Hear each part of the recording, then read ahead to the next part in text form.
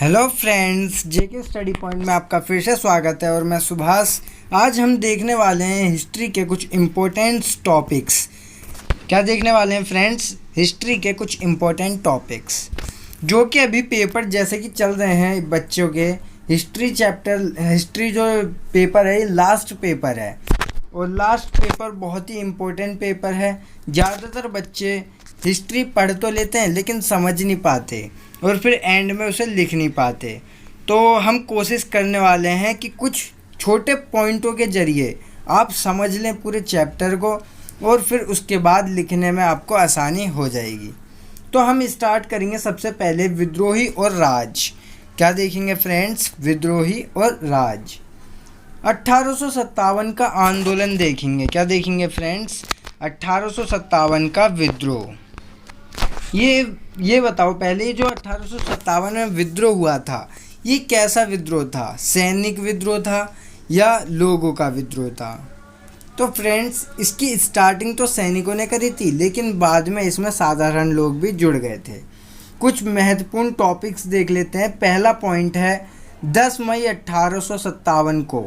10 मई 1857 को मेरठ की छावनी से विद्रोह की शुरुआत हुई। विद्रोह की शुरुआत कब हुई फ्रेंड्स? 10 मई 1857 मेरठ के छावनी ज़िले से। मेरठ के छावनी ज़िले से विद्रोह की शुरुआत हो गई। 11 मई को विद्रोहियों का एक जत्था 11 मई 1857 को विद्रोहियों का एक जत्था बहादुर शाह जफर द्वितीय के घर पहुंचा। 1857 11 मई 10 मई को स्टार्ट हुआ। विद्रोह स्टार्ट कब हुआ? 10 मई। अगले ही दिन सुबह 11 मई को 11 मई 1857 को विद्रोहियों का एक जत्था मुगल दरबार के अंतिम शासक बहादुर शाह जफर द्वितीय के यहाँ पहुँचा और उससे अपील करी कि हमारे विद्रोह में शामिल हो जाए। सिपाहियों ने किसी न किसी तरह विशेष संकेत के साथ अपनी कार्रवाई शुरू करी। उन्होंने क्या संकेत दिए कि विद्रोह चालू हो गया? कहीं पर उन्होंने तोप के गोले दागे तो कहीं पे विगुल बजाया। कहीं पे क्या करा फ्रेंड्स? तोप के गोले दागे तो कहीं पे विगुल बजाया। ये तो उनकी स्टार्टिंग थी। विद्रोह स्टार्ट कब हुआ? 10 मई 1857। ये विद्रोही जो थे, विद्रोहियों का जत्था 11 मई 1857 को कहाँ पहुँचा?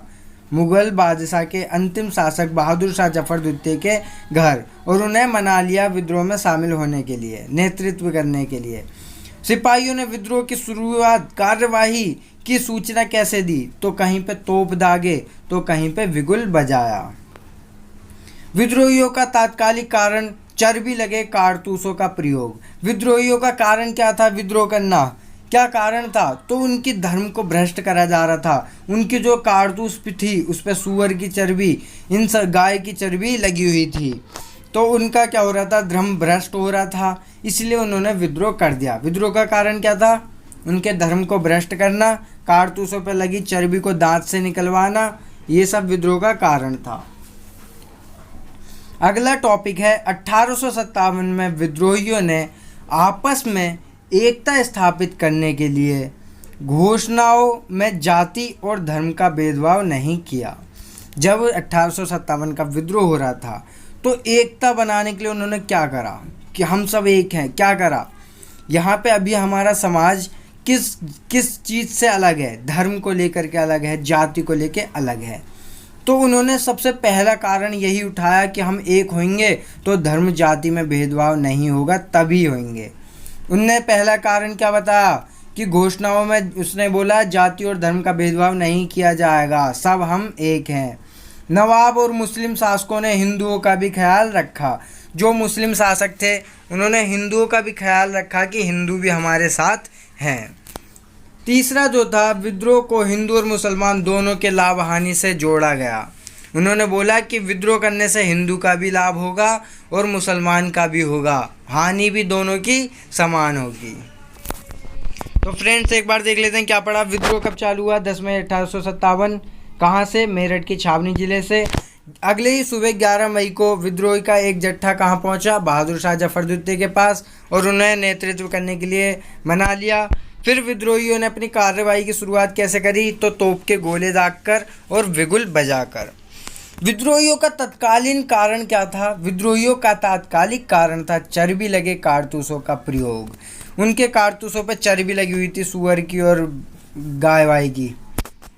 तीसरा क्या पढ़ा हमने? 1857 में विद्रोही ने एकता बनाने के लिए क्या किया?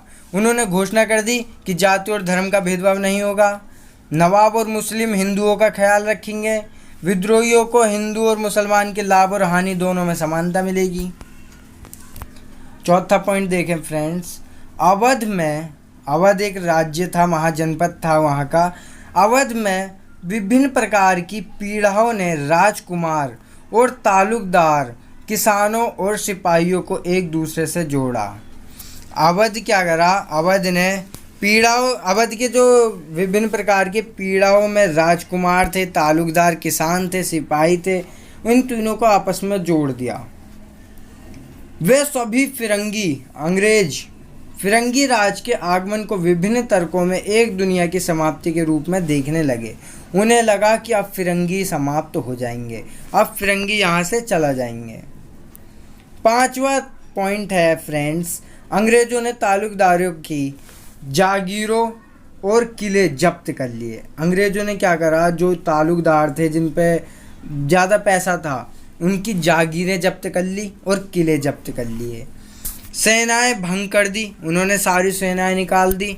दुर्ग ध्वस्त कर दिए। दुर्ग होते हैं ऊंचे इलाके। हड़प्पा सभ्यता में आपने पढ़ा होगा दुर्ग क्या होते हैं। तो दुर्ग को क्या कर दिया? ध्वस्त, तोड़ दिया दुर्ग। क्या करा फ्रेंड्स अंग्रेज़ों ने? तालुकदारों की ज़मीनें और किले जब्त कर लिए, सेनाएं भंग कर दी, दुर्ग ध्वस्त कर दिए, स्थायी बंदोबस्त लागू कर दी। स्तंभरारी बंदोबस्त या स्थायी बंदोबस्त उन्होंने लागू कर दिया। स्तंभरारी बंदोबस्त क्या था ये पढ़ लेना फ्रेंड्स, थोड़ा मैं भी बता दे रहा हूँ। स्तंभरारी बंदोबस्त ये था कि उन पे जो टैक्स था, टैक्स फिक्स कर दिया था, और जब टैक्स फिक्स कर दिया और जो टैक्स नहीं दे पाता था उसकी ज़मींदारें जब्त कर ली जाती थी, नीलामी कर दी जाती थी ज़मींदारों की ज़मीनों की। तो फ्रेंड्स उसने क्या लागू कर दिया? अंग्रेज ने स्तंभरारी बंदोबस्त लागू कर दिया। उसके बाद उनकी हैसियत व सत्ता दोनों पर चोट पहुंच गई। उनकी हैसियत भी खराब हो गई और सत्ता भी टूट गई। किनकी? तालुकदारों की। क्योंकि वे अब जमीन के मालिक नहीं रहे वो बिचौलिया। अब किसानों की नज़र में तालुकदार शोषक तो थे, किंतु बुरे वक्त में दयालु अभिभावक की भूमिका अदा करते थे। किसानों के नज़र में वो तालुकदार जो थे वो शोषक तो थे, लेकिन जब दया भाव की भावना उत्पन्न होती थी तो वो अपनी भूमिका अदा करते थे। छठा पॉइंट है फ्रेंड्स, तालुकदारों की सत्ता छीनने का नतीजा यह हुआ। तालुकदारों की उन्होंने सत्ता छीन ली। अब फ्रेंड्स समझ लेते हैं थोड़ी देर। ये अंग्रेज थे और यहाँ किसान थे, गरीब किसान, मजदूर वर्ग। तो अंग्रेज़ डायरेक्ट किसान से पैसा मांगने जाते तो किसान रो धो करके अंग्रेज को पैसा नहीं देता था। अब अंग्रेज़ों को लगा कि हम तो किसानों से नहीं ले पाएंगे, वो तो आत्महत्या भी कर लेते हैं, पैसा भी नहीं देते। तो इन्होंने किसानों से पैसा लेने के लिए बीच में एक बंदा रखा, उसे बोल दिया तालुकदार। क्या बोल दिया? तालुकदार। अब अंग्रेज का कांटेक्ट होगा तालुकदार से, हाँ भैया पैसा कहाँ है हमारा, पैसा ला के दे। ये इसे पैसा देगा तो तालुकदार कहाँ से लाएगा? ये लाएगा किसानों से। किसानों को ज़मीन इसने अपनी दे दी और किसानों को बोला कि तुम ज़मीन पे काम करो, पैसा मुझे दो, मैं डायरेक्ट अंग्रेज को दे दूँगा। तो ये बीच में रखा है इसे बिचौलिया के रूप में, समझे फ्रेंड्स। अब बीच में बिचौलिया ही हटा दिया उन्होंने, इस तालुकदार को ही हटा दिया। अब जब भी ये तालुकदार इन्हें पैसा नहीं दे पाता तो इनकी ज़मीनें छीन लेते व नीलाम कर देते। ऐसा लागू कर दिया बंदोबस्त, उसे बोलते हैं स्तंभरारी बंदोबस्त। तालुकदारों की सत्ता छीनने का नतीजा यह हुआ, जब उनकी सत्ता छीन ली तो नतीजा क्या हुआ कि पूरी सामाजिक व्यवस्था भंग हो गई। अब ये पैसा लेता था इनसे, ये पैसा लेता था इनसे, तो ये सामाजिक व्यवस्था क्या हो गई? भंग हो गई। क्या हो गई फ्रेंड्स? भंग हो गई। तो जब ये व्यवस्था भंग हो गई, निष्ठा और संरक्षण के जिन बंधनों से किसान तालुकदार के साथ बंधे हुए थे, इन दोनों में क्या था? बंधन था। किसान किससे बंधे हुए थे? तालुकदारों से। तालुकदार किससे बंधा था? अंग्रेज से। ये भी अस्त व्यस्त हो गई, ये व्यवस्था भी अस्त व्यस्त हो गई। अंग्रेजों से पहले तालुकदार ही जनता का उत्पीड़न करते थे। जब अंग्रेज लोग नहीं आए थे तो जनता का उत्पीड़न कौन करता था? किसानों का उत्पीड़न कौन करता था? तालुकदार। तालुकदार करते थे उत्पीड़न, किंतु मुसीबत में साथ भी दे देते थे। ये उत्पीड़न तो करते थे, पैसा तो लेते थे, लेकिन जब मुसीबत आती थी साथ दे देते थे। लेकिन अंग्रेजों के राज में ऐसा नहीं होता। अंग्रेजों को तो पैसों से मतलब है, हाय पैसा हाय पैसा। अंग्रेजों के राज में किसान मनमाने राजस्व आकलन और गैर लचीली राजस्व व्यवस्था के तहत पिसने लगे। मनमाने रूप से उनसे टैक्स लिया जा रहा था। इन टैक्सों में वो क्या हो गए? पिसने लग गए बेचारे। अब इस बात की कोई गारंटी भी नहीं थी कि उनको मुसीबत, चाहे कैसी भी मुसीबत हो जाए, तो कुछ छूट मिलेगी, कुछ रियायत मिलेगी। ऐसी गारंटी नहीं थी। अंग्रेज़ों को तो सिर्फ पैसों से मतलब था, पैसे मिल जाते काम हो जाता। 7वां पॉइंट देखें फ्रेंड्स, 1801 में अवध में सहायक संधि थोपी गई। 1801 में अवध में क्या थोपी गई? सहायक संधि। क्या थोपी गई फ्रेंड्स? सहायक संधि। 1856 में अवध का अंग्रेजी राज्यों में अधिग्रहण कर लिया गया, अवध का कब्जा कर लिया गया। वहाँ पे सहायक संधि थोपी। अवध के जो राजा थे उन राजा पे बोला गया कि अपनी सेना तुम मत रखो, सेना हमारी होगी। अंग्रेज़ ने अवध में देखा कि अगर अवध में हम बाज़ार बनाएंगे, वहाँ पे नील की खेती करेंगे, अच्छी खेती होगी, बहुत बड़ा मुनाफा होगा। तो अंग्रेज़ गए वहाँ पे, राजा से मिले, राजा से बोले कि हम एक संधि कर लेते हैं। उस संधि का नाम है सहायक संधि। कब करेंगे? 1801 में करिए। सहायक संधि कब करी? 1801 में। राजा से बोला कि तू अपनी सेना मत रख, तू क्यों काय को खर्च कर रहा है अपनी सेना पे, हम देते हैं तुझे अपनी सेना। तो उसकी सेना में अंग्रेज़ों की सेना चली गई राजा की सेना में। अब हर काम अंग्रेज़ की सेना थी तो अंग्रेज़ से ही पूछेगी, तो राजा कुछ काम नहीं करता था, वो जो काम करे तो अंग्रेज़ों से पूछ के करे। तो जनता ने भी क्या कर दिया? अंग्रेज़ों को निकलवाने की कोशिश कर दी और वहाँ पे कब्जा किसका हो गया? 1856 में आते आते वहाँ पे अंग्रेज़ों का कब्जा हो गया। वहाँ के शासक नवाज वाजिद अली शाह को कलकत्ता निष्कासित और उसका ट्रांसफ़र कर दिया कलकत्ता। जाओ भाई तुम कलकत्ता संभालो, तुम्हारे बस की अवध नहीं है, अवध अब अंग्रेज चलाएंगे। ऐसा हो गया। 8वां पॉइंट है विद्रोही उद्घोषणा। इस व्यापक डर को व्यक्त करती है कि अंग्रेज और हिंदू और मुसलमानों की जाति और धर्म को नष्ट करने पर तुले हुए हैं। जो ये विद्रोही की घोषणा है ये किसको दिखा रही है? कि अंग्रेज़ लोग हिंदू और मुसलमान की जाति और धर्म को नष्ट कर रहे हैं, लोगों को ईसाई बनाना चाहते हैं अंग्रेज़ लोग। इस बात का डर था उनमें और इसी डर के कारण उन्होंने विद्रोह चालू कर दिया। अगला पॉइंट देखते हैं फ्रेंड्स, 1857 अंग्रेज़ों के उपद्रव शांत करने के लिए फौजियों की आसानी के लिए कई कानून लागू कर दिए। अब अंग्रेज को क्या करना था? ये विद्रोह शांत करना था। उनने विद्रोह को शांत करने के लिए कई सारे कानून लागू कर दिए, जैसे कि 1 मई और जून 1857 में पूरे उत्तर भारत में क्या लगा दिया? Martial law. मई और जून में क्या लगा दिया? उत्तर भारत में मार्शल लॉ। क्या लगाया फ्रेंड्स? मार्शल लॉ लगा दिया। विद्रोह में शामिल होने के शक के आधार पर हिंदुस्तानियों को बिना मुकदमा चलाए और सज़ा देने का अधिकार दे दिया। अब उन्होंने क्या कर दिया कि हिंदुस्तानी लोगों को सज़ा दे दो मार्शल लॉ के तहत, सिर्फ शक के आधार पे। अंग्रेज और भारतीयों द्वारा तैयार की गई तस्वीरें सैनिक विद्रोह का एक महत्वपूर्ण रिकॉर्ड रहा है। उनका ये जो विद्रोह है इसका ज़्यादा पता हमें नहीं चला है, ये सिर्फ रिकॉर्ड से पता चला है। जो पुलिस के पास रिकॉर्ड थी कि क्या क्या हुए हैं और कुछ तस्वीरें थी उससे पता चला है, हमें पता नहीं था 57 में क्या हुआ। इस विद्रोह के बारे में कई चित्र मिले हैं, पेंसिल से बने रेखांकन, उत्कीर्ण चित्र, पोस्टर, कार्टून, बाजार प्रिंट, इन सबों से हमें विद्रोह के बारे में पता चलता है। 1857 के विद्रोह को प्रथम स्वतंत्रता संग्राम के रूप में जाना जाता है। किस विद्रोह को जाना जाता है? 1857 के विद्रोह को किसके नाम से जाना जाता है? प्रथम स्वतंत्रता संग्राम। प्रथम स्वतंत्रता संग्राम के रूप में जाना जाता है 1857 के विद्रोह को, क्योंकि इसमें देश के हर तबके के लोग शामिल थे, चाहे अमीर हो चाहे गरीब, चाहे हिंदू हो चाहे मुसलमान, कैसा भी वर्ग हो, सभी इस विद्रोह में शामिल हो गए थे। इसीलिए इसे प्रथम स्वतंत्रता संग्राम के रूप में जाना जाता है। 1857 के विद्रोह का प्रारंभ मंगल पांडे के बलिदान से हुआ। इसका प्रारंभ किससे हुआ? मंगल पांडे के बलिदान से, जो कि बैरकपुर बंगाल में 34वीं रेजिमेंट के सिपाही थे। कौन थे friends? Mangal Pandey.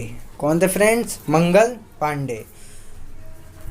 Lord William Bentinck के नेतृत्व में ब्रिटिश सरकार पश्चिमी शिक्षा के माध्यम से भारतीय समाज में फैली कुरीतियों को दूर करने का प्रयास कर रही थी।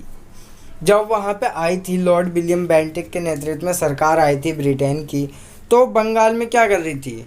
वहाँ पे जो शिक्षा पद्धति थी उसे बदल रही थी। लॉर्ड बेंटिक के प्रयास में 1829 में सती प्रथा और निषेध कानून पारित कर दिया गया। उनने सती प्रथा को ख़त्म करने का कानून पारित कर दिया। लॉर्ड बेंटिक ने 1829 में सती प्रथा ख़त्म करने का कानून लागू कर दिया। सती प्रथा निषेध प्रथा है, सती प्रथा निषेध कानून है। ये पारित किसने करा? लॉर्ड बेंटिक ने। कब करा? 1829 में।